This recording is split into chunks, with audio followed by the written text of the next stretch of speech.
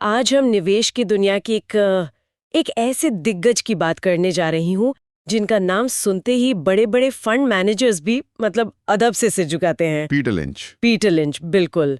सोचिए, एक ऐसा इंसान जिसने 13 साल तक लगातार हाँ, फिडेलिटी के मैगलन फंड को चलाया और अविश्वसनीय 29% का औसत सालाना रिटर्न दिया। और ये 29% का आंकड़ा सुनने में जितना कमाल लगता है, उसके पीछे की जो सोच है वो उससे भी ज्यादा कमाल की है। सही बात है।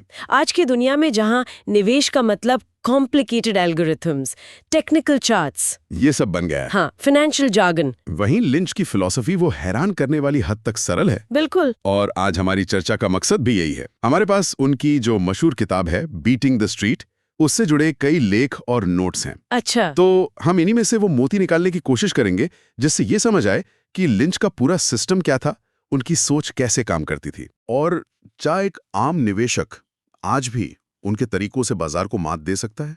हाँ, ये सबसे बड़ा सवाल है। देखिए, ये सिर्फ निवेश की बात नहीं है, ये दुनिया को देखने का एक नजरिया है। लिंच ने यह साबित किया कि वॉल स्ट्रीट के बड़े बड़े एक्सपर्ट्स को हराने के लिए आपको कोई हार्वर्ड की डिग्री नहीं चाहिए। तो क्या चाहिए? बस खुली आंख है और थोड़ा सा कॉमन सेंस। चलिए यहीं से शुरू करते हैं। पीटर लिंच की जो कहानी है वो किसी फिल्मी स्क्रिप्ट से कम नहीं है। बिल्कुल। एक साधारण परिवार में जन्मे, 10 साल की उम्र में पिता का निधन हो गया और घर चलाने के लिए उन्होंने वो गोल्फ क्लब में कैडी का काम पकड़ लिया। और वो गोल्फ कोर्स ही एक तरह से उनका पहला बिजनेस स्कूल बना। अच्छा, कैसे? कैडी का काम करते हुए वो दिन भर देश के सबसे बड़े सीईओज, स्टॉक ब्रोकर्स, उद्योगपतियों की बातें सुनते थे। हाँ, ये तो है। वो सुनते थे कि कौन सी कंपनी अच्छा कर रही है, किस इंडस्ट्री में तेजी आने वाली है, कौन सा सीईओ अपनी कंपनी को लेकर कितना कॉन्फिडेंट है। ये वो जमीनी हकीकत थी। जो किसी एनुअल रिपोर्ट में नहीं मिलती। एग्जैक्टली। तो उन्होंने लोगों से और उनकी बातों से बिजनेस को समझना सीखा, किताबों से नहीं। और यही अनुभव उनकी फिलॉसफी का आधार बना। हाँ, उनका एक मशहूर कॉल है, जो इंसान सबसे ज्यादा पत्थर पलटता है वही आखिर में जीतता है। मतलब ये कि सबसे अच्छी कंपनियां ढूंढने के लिए आपको मेहनत करनी होगी, जमीन पर उतरना होगा। सिर्फ स्क्रीन पर नंबर देखकर काम नहीं चलेगा। नहीं चलेगा। और उनकी किताब का जो मूल मंत्र है वो तो और भी एम्पावरमिंग है। वो कहते हैं, शेयर बाजार सबको बराबर का मौका देता है। ये एक बहुत अच्छा सवाल है कि क्या ये आज भी सच है। हाँ। लिंच का मतलब ये था कि बाजार में आपकी डिग्री या आपकी पृष्ठभूमि की कोई वैल्यू नहीं है, वैल्यू है आपके नजरिए की। नजरिया। हाँ, एक आम इंसान के पास एक ऐसा एज, एक ऐसी बढ़त होती है जो बड़े बड़े एनालिस्ट्स के पास भी नहीं होती। और वो क्या है? वो है उसकी अपनी रोजमर्रा की जिंदगी का अनुभव। तो उनकी पूरी फिलॉसफी इसी एज को इस्तेमाल करने पर आधारित है। हाँ, उनके कुछ सरल सिद्धांत थे। पहला, लंबी अवधि के लिए सोचो, ये कोई लॉटरी टिकट नहीं है। ठीक है। दूसरा, आप सिर्फ एक स्टॉक नहीं खरीद रहे, आप एक बिजनेस का हिस्सा खरीद रहे हैं, तो उस बिजनेस को समझो। और तीसरा, वो जो कहते थे, डाइवर्सिफिकेशन। हाँ, मजाक में, मतलब बहुत ज्यादा कंपनियों में पैसा लगाकर अपने फायदे को कम मत करो। और चौथा और सबसे जरूरी, अंडरस्टैंड व्हाट यू ओन, यानी जानो कि तुम क्या खरीद रहे हो। ये सुनने में बहुत आसान लगता है, अंडरस्टैंड व्हाट यू ओन। पर मान लीजिए आज कोई एआई या बायोटेक कंपनी है, उसका बिजनेस समझना तो एक आम इंसान के लिए मतलब लगभग नामुमकिन है। तो लिंच का जवाब शायद यही होता कि हाँ, छोड़ दें। छोड़ दे। हाँ, उनका सिद्धांत था कि निवेश के लिए मौकों की कोई कमी नहीं है। उस खेल में हिस्सा ही क्यों लें जिसके नियम आपको समझ नहीं आते। सही बात है। आप उन कंपनियों में निवेश करें जिन्हें आप समझते हैं। ये उनकी फिलॉसफी का पहला कदम भी है। ठीक है, तो चलिए उन 4 कदमों पर आते हैं। पहला कदम तो यही हो गया, अपनी विशेषज्ञता को पहचानो, अपना सर्कल ऑफ कॉम्पिटेंस ढूंढो। बिल्कुल। अगर आप एक डॉक्टर हैं तो आपको नई दवाओं और मेडिकल टेक्नोलॉजी की समझ वो किसी फाइनेंस एनालिस्ट से ज्यादा होगी। या अगर कोई सॉफ्टवेयर इंजीनियर है तो वो किसी नई टेक कंपनी के भविष्य को बेहतर समझ सकता है। हाँ, लिंच कहते थे कि आपका काम या आपका शौक ही आपकी सबसे बड़ी रिसर्च लैब है। मतलब अपने आसपास की दुनिया पर नजर रखना। जैसे अगर मैं किसी मॉल में देखूं कि एक खास कॉफी शॉप पे हमेशा लाइन लगी रहती है, या बच्चे एक नए तरह के खिलौने के लिए पागल हो रहे हैं। हाँ, तो ये मेरे लिए एक शुरुआती सिग्नल हो सकता है। एग्जैक्टली, यही आपका एज है, ये पहला सुराग है। लेकिन, और ये बहुत जरूरी है, लिंच कहते थे कि सिर्फ सुराग पर पैसा नहीं लगाना है। अच्छा। यहीं से दूसरा कदम शुरू होता है। अपना होमवर्क करो, उस कंपनी को एक खुली किताब की तरह पढ़ो। उसकी बैलेंस शीट, उसका कर्ज, उसके प्रोडक्ट्स, मैनेजमेंट, सब कुछ। सब कुछ। और तीसरा कदम है सही कीमत पर खरीदना। क्योंकि एक बेहतरीन कंपनी भी अगर बहुत महंगे दाम पर खरीदी जाए तो वो एक खराब निवेश साबित हो सकती है। सही कहा। और चौथा और शायद सबसे मुश्किल कदम, धैर्य रखना। सब्र। हाँ, लिंच का कहना था कि शेयर बाजार में असली पैसा दिमाग से नहीं बल्कि सब्र से बनता है। उन्होंने कई कंपनियों को सालों तक होल्ड किया, जबकि बीच में वो 50% तक गिरी भी थी। क्योंकि उन्हें पता था कि उन्होंने क्या खरीदा है और क्यों। बिल्कुल। और ये धैर्य सिर्फ बाजार गिरने पर ही नहीं चाहिए, बढ़ने पर भी चाहिए। हाँ, कई बार हम 50% प्रॉफिट देखकर शेयर बेच देते हैं और बाद में पता चलता है कि अरे वही तो 10 बैगर बनने वाला था। आपने बिल्कुल सही नस पकड़ी है। वो जो जल्दी प्रॉफिट बुक करने का लालच है ना, वो डर कर बेचने जितना ही खतरनाक है। हाँ, डर और लालच ये दो ही बाजार के सबसे बड़े दुश्मन हैं। तो ठीक है, एक बार हमने अपने आसपास से कोई अच्छी कंपनी खोज ली, होमवर्क भी कर लिया, तो अब क्या? लिंच कहते हैं कि अब असली काम शुरू होता है। हाँ, अब ये समझना कि हमने जो जानवर पकड़ा है वो असल में है क्या। क्या वो एक धीमी चाल वाला कछुला है या तेज दौड़ने वाला खरगोश? बिल्कुल, और यहीं पर उनका वो 6 श्रेणियों वाला मॉडल आता है। ये क्लासिफिकेशन बहुत शानदार है। क्यों? क्योंकि ये आपको हर स्टॉक से सही उम्मीद रखने में मदद करता है। हर स्टॉक 10 गुना नहीं बढ़ सकता। और हर स्टॉक को एक ही तराजू पर तौलना बेवकूफी है। सही बात है। तो चलिए एक एक करके इन श्रेणियों को समझते हैं। पहली है स्लो ग्रोअर्स।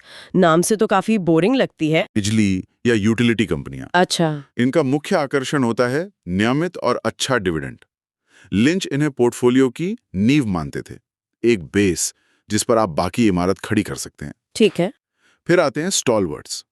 ये वो बड़े नाम हैं जिन्हें हम सब जानते हैं, कोका कोला या नेस्ले जैसे। बिल्कुल। ये वो कंपनियां हैं जो शायद आपको रातों रात अमीर न बनाएं, लेकिन रात में चैन की नींद जरूर देंगी। हाँ, ये सालाना 10-12% की एक स्थिर ग्रोथ देती हैं।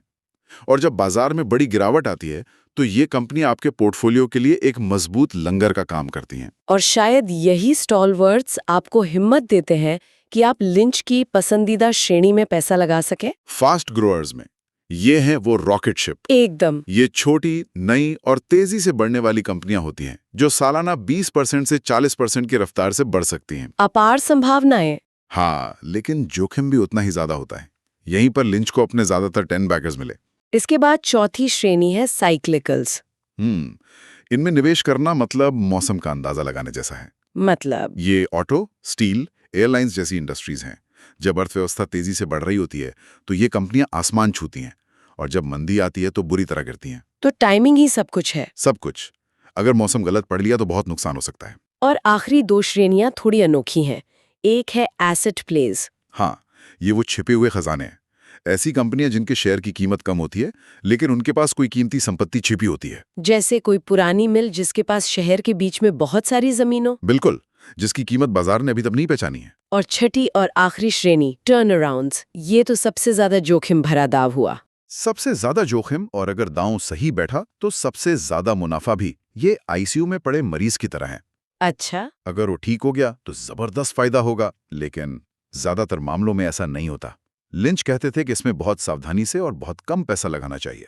तो ठीक है, हमने कंपनी को पहचान लिया, होमवर्क कर लिया और उसे इन 6 में से किसी एक श्रेणी में डाल भी दिया। लेकिन वो जो तीसरा कदम था, सही कीमत पर खरीदना, वो कैसे तय करें? हाँ, ये बहुत जरूरी है। खासकर एक फास्ट ग्रोअर कंपनी जो सबको अच्छी लग रही है, वो तो जरूर महंगी होगी। सही बात है। यहीं पर लिंच का सबसे मशहूर टूल पीईजी रेशो काम आता है। PEG ratio? हाँ, ये वैल्यूएशन का एक बहुत ही सरल लेकिन असरदार तरीका है। इसका फॉर्मूला है पीईजी बराबर है पीई रेशो को कंपनी की अनुमानित सालाना ग्रोथ रेट से भाग देने पर। पीई रेशो तो हम जानते हैं, प्राइस टू अर्निंग्स, लेकिन इसमें ग्रोथ को शामिल करना ही शायद इसका असली जादू है। बिल्कुल। लिंच का मानना था कि किसी कंपनी का पीई रेशो उसकी ग्रोथ रेट के बराबर होना चाहिए। तो नियम बहुत आसान है। क्या है? अगर किसी कंपनी का पीईजी रेशियो 1 से कम है तो वो संभावित रूप से सस्ती है, मतलब अंडरवैल्यूड। अगर ये 1 के आसपास है तो दाम सही है, और अगर 1 से काफी ज्यादा है तो वो महंगी है, ओवरवैल्यूड। हाँ, चाहे वो कितनी भी अच्छी कंपनी क्यों ना हो। ये फॉर्मूला सुनने में तो बहुत आसान लगता है, लेकिन इसमें जो जी है यानी ग्रोथ रेट, उसका अनुमान लगाना ही तो सारा खेल है ना? यही सबसे बड़ा सवाल है, और यहाँ लिंच का होमवर्क वाला नियम काम आता है। आपको सिर्फ मैनेजमेंट की बात नहीं सुननी है। तो क्या करना है? इंडस्ट्री की ग्रोथ, कंपनी के पिछले रिकॉर्ड्स, उसके कॉम्पिटिटिव एडवांटेज, इन सबको देखकर खुद अंदाजा लगाना है। पीईजी रेशियो एक टूल है, कोई जादू की छड़ी नहीं। और इसी होमवर्क और सही वैल्यूएशन के दम पर लिंच ने 10 बैगर शब्द को लोकप्रिय बनाया। हाँ, ऐसा इन्वेस्ट जो 10 गुना बढ़ जाए। उन्होंने ऐसी दर्जनों कंपनियां खोजी। ऐसी कंपनियों में क्या खास गुण होते हैं? लिंच के अनुसार संभावित 10 बैगर अक्सर फास्ट ग्रोअर्स श्रेणी में ही मिलते हैं। उनमें कुछ खास बातें होती हैं, जैसे उन पर कर्ज बहुत कम या बिल्कुल नहीं होता। ठीक है। उनका मैनेजमेंट बहुत अच्छा और भरोसेमंद होता है। और वो किसी बोरिंग इंडस्ट्री में एक मजेदार काम कर रहे होते हैं। बोरिंग इंडस्ट्री, ये तो उल्टा लग रहा है। लिंच को बोरिंग इंडस्ट्रीज पसंद थी क्योंकि वहां कंपटीशन कम होता था। वॉल स्ट्रीट का ध्यान उन पर जल्दी नहीं जाता। और आपको उसे सस्ते में खरीदने का मौका मिल जाता है। बिल्कुल। इसके अलावा उस कंपनी के पास बढ़ने की बहुत लंबी गुंजाइश होनी चाहिए। और इन सब चीजों को परखने के लिए उनकी एक चेकलिस्ट भी थी। उसमें कुछ सबसे जरूरी सवाल क्या थे? वो चेकलिस्ट बहुत ही व्यवहारिक है।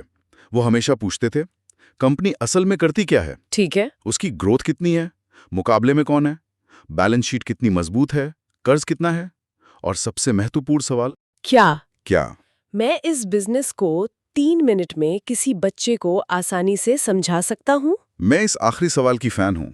ये एक तरह से आपके खुद के ज्ञान का लिटमस टेस्ट है। हाँ, अगर जवाब नहीं है तो उनका सुझाव था इससे दूर रहो। क्योंकि अगर आप किसी बिजनेस को समझ ही नहीं सकते तो आप उसमें सही निवेश का फैसला भी नहीं कर सकते। तब आप स्टॉक के मालिक नहीं होते, स्टॉक आपका मालिक बन जाता है। इसके साथ ही लिंच ने उन आम गलतियों की भी लिस्ट बनाई जो ज्यादातर निवेशक करते हैं। हाँ, और वो आज भी उतनी ही सच है। जैसे सबसे पहली और बड़ी गलती है अफवाहों या टिप्स पर खरीदारी करना। किसी दोस्त, रिश्तेदार या टीवी एक्सपर्ट से टिप लेकर पैसा लगा देना बिना ये जाने कि कंपनी करती क्या है। हाँ, ये निवेश नहीं, जुआ है। और दूसरी बड़ी गलती, जो शायद हम सबने कभी न कभी की है, बाजार में गिरावट आने पर घबराहट में अपने अच्छे शेयर बेच देना। जी, लिंच कहते थे कि लोग घर खरीदने से पहले महीनों रिसर्च करते हैं, लेकिन शेयर बेचते वक्त सिर्फ कुछ मिनटों की घबराहट में फैसला ले लेते हैं। तो इसका समाधान क्या है? उनका एक ही समाधान था, जो उनकी पूरी फिलॉसफी का सार है। जानो कि तुम्हारे पास क्या है और ये भी जानो कि तुम्हारे पास क्यों है। अच्छा, अगर आपको इन दोनों सवालों का जवाब पता है तो आप बाजार के शोर और अफवाहों से प्रभावित नहीं होंगे। तो अगर हम उनके सभी सुनहरे नियमों को एक साथ पिरोएं तो वो क्या होंगे? पहला, लंबी अवधि की सोच रखें, कम से कम 3 से 5 साल। दूसरा, बिजनेस को समझें। तीसरा, धैर्य रखें। चौथा, हमेशा 10 बैगर की तलाश में रहें, क्योंकि एक बड़ा विजेता आपके कई छोटे मोटे नुकसान की भरपाई कर सकता है। और आखिरी, अपनी गलतियों से सीखें और उन्हें दोहराने से बचें। तो कुल मिलाकर सार ये है कि पीटर लिंच के अनुसार शेयर बाजार में सफलता के लिए मतलब आपको कोई जीनियस या रॉकेट साइंटिस्ट होने की जरूरत नहीं है। बिल्कुल नहीं। जरूरत है सामान्य ज्ञान की, अनुशासन की और धैर्य की। अगर आप अच्छी कंपनियां चुनते हैं, उन्हें सही कीमत पर खरीदते हैं और फिर बाजार के पागलपन के बावजूद लंबे समय तक धैर्य बनाए रखते हैं, तो कोई भी बाजार को मात दे सकता है। ये किताब सिर्फ निवेश करना नहीं सिखाती, ये आपको एक बेहतर विचारक बनाती है। पीटर लिंच का पूरा दर्शन इसी एक शक्तिशाली विचार पर टिका है कि एक आम इंसान वो अपने रोजमर्रा के जीवन के ज्ञान का इस्तेमाल करके प्रोफेशनलों को उनके ही खेल में हरा सकता है। हाँ, आज की दुनिया में जहां हमारे ऊपर हर तरफ से जानकारी, डेटा और एक्सपर्ट सलाह की बाढ़ आई हुई है, क्या ये साधारण सा विचार पहले से कहीं ज्यादा महत्वपूर्ण नहीं हो गया है? सोचने वाली बात यह है कि हमारे अपने जीवन में, हमारे काम में, हमारे आस पड़ोस में ऐसा कौन सा अदृश्य अवसर छिपा है? ऐसा कौन सा डंकिन डोनट्स या द बॉडी शॉप है जिसे हम रोज देखते हैं लेकिन पहचान नहीं पा रहे? शायद अगला 10 बैगर हमारे सामने ही है। बस हमें उसे देखने के लिए पीटर लिंच की नजर चाहिए।